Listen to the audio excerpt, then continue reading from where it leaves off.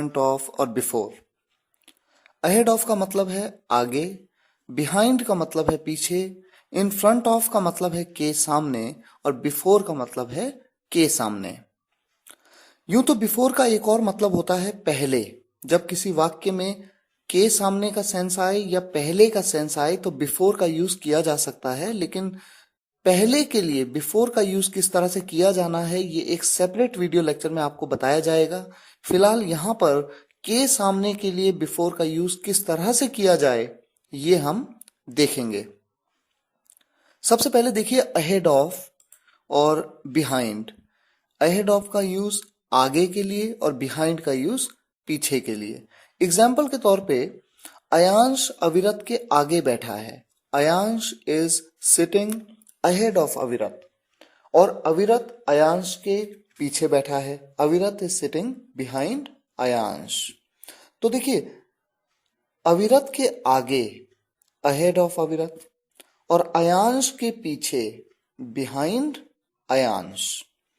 इसी तरह से सामने फेस टू फेस, जब कोई दो व्यक्ति फेस टू फेस एक दूसरे के सामने बैठे हुए एक दूसरे को देखते हुए, ऐसे केस में देखिए किस तरह से इन फ्रंट ऑफ का यूज किया जाता है। इन फ्रंट ऑफ और बिफोर का यूज।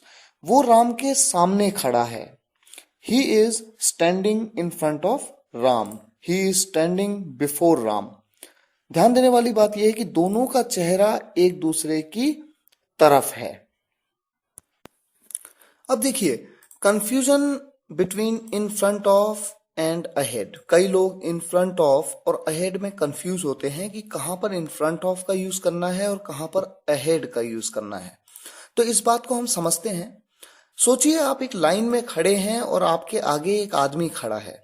उसकी पीठ आपकी तरफ है, इसलिए वो आपके आगे है, इसे अहेड कहेंगे। और आप पीछे हैं यानी बिहाइंड। तो देखिए उसकी पीठ आपकी तरफ है तो अहेड और बिहाइंड का कॉन्सेप्ट आया। इसी तरह से मान लीजिए जब आप किसी से बात कर रहे हैं तो उसकी पीठ आपकी तरफ नहीं है, बल्कि आप उसको देखते हुए बात कर रहे हैं। वो आपसे फेस टू फेस है।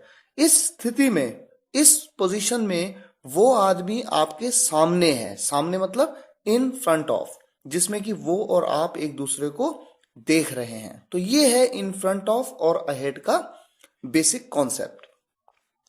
कुछ एग्जाम्पल्स आपको दिए गए हैं। टीचर बच्चों के सामने बैठे हैं। Teacher is sitting in front of the students, क्योंकि टीचर बच्चों की तरफ मुंह करके बैठे हैं। रश्मि दिव्या के आगे बैठी है। मान लीजिए एक क्लास में रश्मि दिव्या के आगे बैठी है, तो आगे बैठी है का मतलब क्या है कि रश्मि की पीठ दिव्या की तरफ है, दिव्या रश्मि के पीछे है। तो यहां पर हम कहेंगे Rashmi is sitting ahead of Divya. अगर मैं कहूं मसूद तरुण के आगे बैठा है, Masood is sitting ahead of Tarun. Ram Mayank के पीछे बैठा है, Ram is sitting behind Mayank.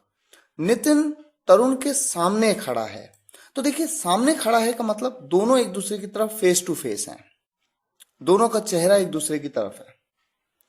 Nitin Tarun के सामने खड़ा है। Nitin is standing before Tarun. Before Tarun भी कह सकता हूं और इन फ्रंट ऑफ तरुण भी हम कह सकते हैं। यहां पर शालिनी राम के आगे बैठी है। Shalini is sitting ahead of Ram.